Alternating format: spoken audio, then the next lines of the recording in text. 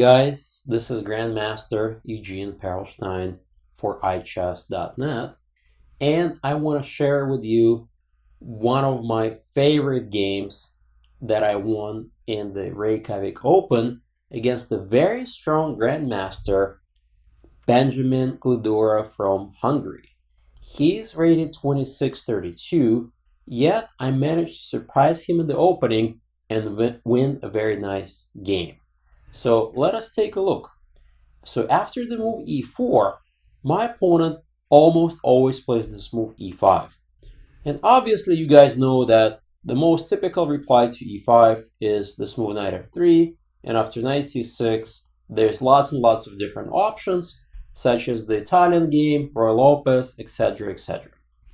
Well, guess what? I surprised my opponent early. I played the move knight c3. This is a really unusual system, yet I remember quite vividly how many games I won as a kid playing this opening as white. This is called the Vienna game. The idea of this move, knight c3, is to have the option of playing f4 later, just like King's Gambit. So knight f6 is pretty logical, f4, and here theory recommends black to undermine the center with d5. This position is what I had in mind going into the game. Keep in mind, this is round 8, very important game for both of us. So I take on e5, he takes with the knight, and now I start building very powerful attacking pawn chain. For those of you who are not familiar with attacking pawn chains, you can easily search for one of my earlier lectures called Attacking Pawn Chains, which is very relevant here. So I play queen f3, hitting the knight, so forcing him to take, and now I start the pawn chain. Pawn takes, bishop e7, d4. This pawn chain, c3, d4, e5, is essential attacking pawn chain that you have to know. This kind of pawn chain actually happens in many openings, such as the French advanced variation, Caro-Kann advanced variation, and many other openings. The beauty of this pawn chain is that you see how the pawns are pointed to the king side. This is where the attack is coming. Bishop usually goes to g3, and then both bishops are pointed to the king side as well. Notice there's no defender knight on f6, which gives white easier targets against the enemy king. So let's see what happened next. My opponent plays c5. Keep in mind, he wasn't really expecting this opening. He's already spending a lot of time on obvious opening moves. I simply developed the bishop. He took on d4, which to me feels like a concession, because now he undoubles my pawns. c4 I wasn't really afraid of, because after bishop f5, this pawn chain is quite secured. It's hard for him to get to my double pawns. Knight's gonna get rerouted. I can castle, and with a half-open f-file, the attack could still come in handy even without the light square bishops. So maybe taking on d4 was his first inaccuracy, but he had a very specific idea in mind. Queen a5 check. By the way, if bishop b4 check, here I had an interesting possibility. Obviously bishop d2 is logical to trade those bishops, but even the move king d1 could be considered as a very interesting move. Why? Well, the key is to remember is the center is locked up. The king is quite safe, whereas my rooks would get opened up via the b file or the f file. So this is something that I had considered during the game. So that's why maybe he didn't play this. He played queen check here, and now bishop b4. So here he is setting up a little trap, and you guys can probably see that if I take on b4, he takes with check. Double attack, and I'm going to lose my central pawn, which is not good at all. So in these kind of positions, don't be afraid to sacrifice pawns which are irrelevant. Specifically, the d pawn is quite relevant, the a2 pawn is not.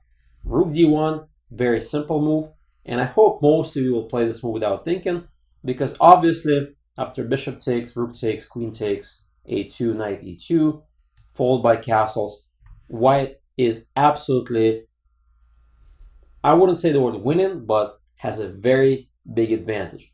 because black really has no development whatsoever. For instance, castles, castles. Knight's gonna come in either f4, h5. We have bishop, queen, rook, knight. Maybe even this rook can join the party. Whereas this queen is in no man's land, and black has no development whatsoever. So keep in mind about these options for the future. So he plays, he didn't actually take the a2 pawn. He plays knight c6, hitting my central pawn. This is the key pawn to remember to protect. Knight a2, knight b4, going after the bishop, simply castle, castle. And here I was quite happy with my position, and I played the move knight g3, getting the knight into the attack. But the key move that I was calculating during the game, I think, is actually quite interesting. Bishop sacrifice. Bishop takes h7.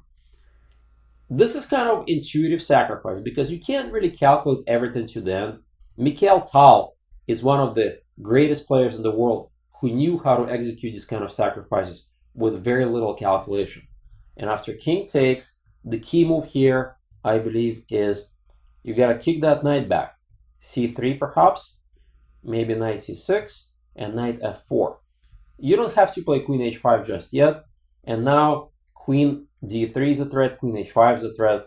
Very interesting position to play out, but obviously I didn't have to go for this position during the game. I decided to simply play knight g3. By the way, when I analyzed this bishop h7 sacrifice, the engine eventually really loved it. So my intuition was correct. But this is pretty good for white as well. c3 takes. And so the key question is, who is better? The knight together with this pawn chain, queen, rook, or this bishop with possible maybe weaknesses a2 and c3. Almost always, guys, remember, light square bishop can never go to the dark square, meaning that he has one less of a defender once the knight starts attacking those dark squares. So this is the key kind of concept in the game, dark square strategy. So queen here, h3, stopping bishop g4, bishop d7. Now he has a very annoying threat. Rook e3, queen g5, simply rerouting the knight to f4. Notice how logical and simple white's setup is. Rook here, knight f4, hitting the pawn, bishop e6. Now just compare how passive this bishop is to the active knight. Although things are not so simple, I still have to come up with a way to break through black's defenses. And this is where you gotta really try to figure out how can you organize the attack. The knight is well placed. We need the rook to go to g3. Therefore, my next move is pretty logical. Queen f2, he gets out of the way. Rook g3, king h8. And here, more or less, we reach the critical moment of the game. It feels as though white's attack should be strong, but I didn't see how to continue it. For instance, knight h5, rook g8. This pawn is well protected. Where's the follow-up? There's really no sacrifices that work here. No way to bring more firepower. So this is a very interesting position. I think the move that I played makes a lot of sense. Rook to f3. This is a very important idea. I am tripling up on the open file, half open file rather, with idea knight takes e6, winning material. So he simply protects the f7 pawn with rook c7. And very difficult again for me to come up with a plan. Here I think I started to burn a lot of time and I just couldn't come up with a very kind of coherent plan. So I decided to improve my position. Queen g3, rook g8, king h2. And maybe this is not the best possible way, but if we go back here, the other option I had is this c4 thrust. Always look for those forcing moves. Obviously, pawn takes runs into a major issue. d5 and d6 forking the queen and the rook. So thus he has to take with the rook. And here, more or less, we get into this fourth endgame. Takes, king g8, rook b7. Yes, I am up a pawn, but it's actually not so obvious to win. If you ever study rook and pawn endgames, you got to remember that if black has very active rook here, very difficult to win. He could take the d pawn, and if he manages to trade, at least these two pawns off, even if I win the a7 pawn, with the rook cutting my king off, very difficult to win. Probably it's going to be a draw. So I wasn't interested in this. So let's go back. And instead I continue to try to put more pressure. So instead of c4, I played queen g3, king h2, b5. All right. For the first time in the game, black is finally putting up some counterplay. The game looks to be quite interesting. So what to do now for me? Well, I kind of was thinking about this other idea. Maybe I can get the knight to this beautiful outpost on c5. The drawback, of course, is after knight d3, I drop a pawn. Therefore, my next move makes a lot of sense. Queen e1. Now I'm getting ready to get to the outpost. He says, all right, I'm going to get some counterplay against the c pawn. Again, knight d3 loses the pawn. So I play rook g3 with the double idea. One idea is to put pressure here. The second idea, simply bring another defensive rook into the game. Rook c4, rook f3, b4. Finally, black is getting counterplay, and he's getting kind of ambitious here. Let's see what happens next. Knight h5, hitting g7. And this is the ultimate critical moment of the game. Do you protect the pawn, or do you take on c3? My opponent, after thinking for a while, decided that it's time to strike. And he took the pawn on c3, which is a really, really big mistake. So I'm going to explain to you why this is a big mistake. But before we do that, let's just take a look at the more sort of natural move, rook to g8, after which white has to find only one move to maintain the advantage. And that move was very difficult, queen f2. Honestly, guys, I'm not sure if I would have found that move during the game. And the cool idea here is that after pawn takes, rook takes, let's say he tries to attack my knight with queen h4. Rook takes, pawn takes. Here I have an unbelievable tactical idea. So why don't you try to pause the videos and make it as an exercise. Why to play and win. So let's see if you can figure it out. My knight's under attack, but his queen is sort of x-rayed by my queen. And let's see if you can see a solution here. So if you need more time, go ahead and pause the video. And the move here is quite unbelievable. Simply knight f6. The idea is that after he takes, it's check, discover attack on the queen, and I win. This is the really beautiful idea. And if the rook goes to c8, there's another beautiful idea. White sets up a very cool mating net. Again, if you don't see it, try to pause the video and work out all the variations. And the idea here is a queen sacrifice. Rook takes g7, queen takes queen, and checkmate. Wow! Now you understand the power of this pawn chain. You see how the pawn protects the knight? Knight in turn protects the rook. This kind of concept is a pattern that every chess player at one point or another learned in their life. So let's go back. And after queen f2, I think white just maintains an advantage.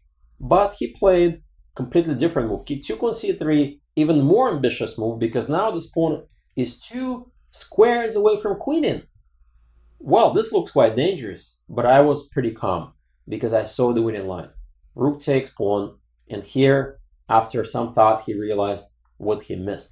He probably missed that after c2, I wasn't going to take the pawn with check, which is quite an interesting idea indeed, because of the queen sacrifice. And now he queens, and this is over for white. He brings the queen just in time to stop the mating net, and I am lost. But guess what? That's not what I had in mind. Can you find the winning move here for white? Not rook takes pawn, but queen c1. That's the move that he missed. Unstoppable idea, queen h6, and mate on h7. Yikes! So let's go back. So he ended up taking the pawn. Now the idea of queen c1 does not work because of rook d2 block, so you gotta be careful, guys. So I played queen e3. What's the idea behind queen e3? Quite simple. Bring the queen to h6, setting up the mating net. Now, both of us were in somewhat of time trouble. He was in more time trouble than I was, and he decided to kind of go all out. He didn't see any good defense. he played bishop g4, one of those crazy moves of sacking the bishop outright. Well, the idea is quite obvious. If I take with the pawn, he gives me this check, and who knows what's going to happen next. There's this check coming, or the pawn's running. I was completely uninterested in all of this business.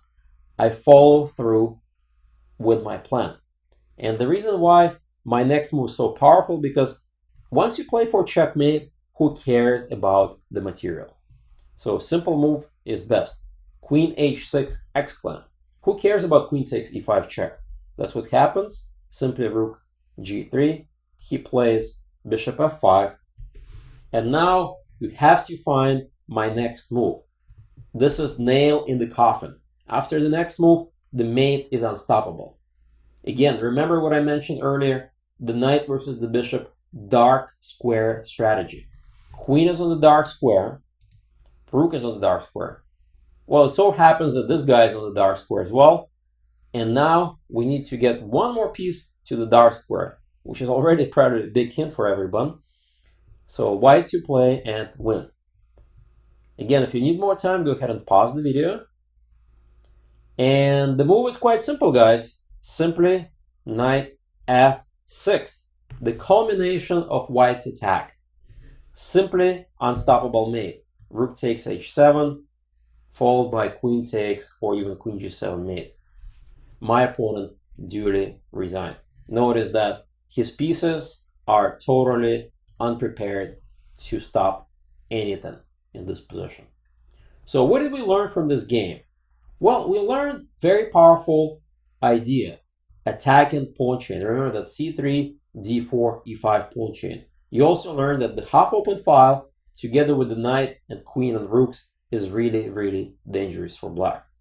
And my opponent, who was a 2632 rated grandmaster, simply underestimated white's attack. Probably with best play, black would have gotten better position than the game, and who knows what will happen. But he simply missed this beautiful dark square attack and combo, after which there was unstoppable checkmate. So jumping ahead, I will say that this game propelled me pretty far in the tournament standings. I drew my last round game against another American grandmaster, Alejandro Ramirez, and I finished 4th in probably one of the most prestigious tournaments in the world, the Reykjavik Open. So I hope you guys enjoyed this video, and I hope to show you more cool attacking techniques in the future. Thank you very much. This was Grandmaster Eugene Perelshteyn for iChess.net. Goodbye.